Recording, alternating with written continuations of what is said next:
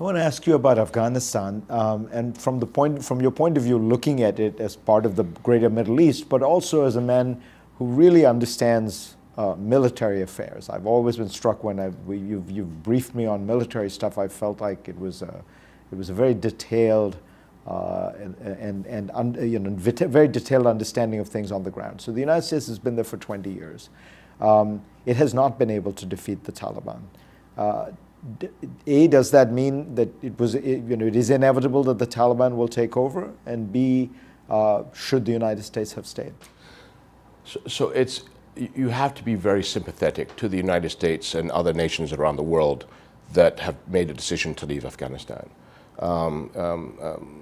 Many countries have had young men and women pay the ultimate price in trying to help countries around the world. And so it's very difficult for us to be able to judge this quickly in such a setting. In my humble opinion, when we looked at Afghanistan, the political strategy was not really thought out. What did we try to achieve in Afghanistan? Knowing its history, knowing its culture, knowing that empires have bled there for centuries, to try and get a Western democracy in the shortest amount of time, in the transparency that the West is used to, may have been a bridge too far.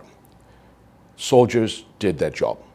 They fought with bravery and courage, because that's what soldiers all over the world do.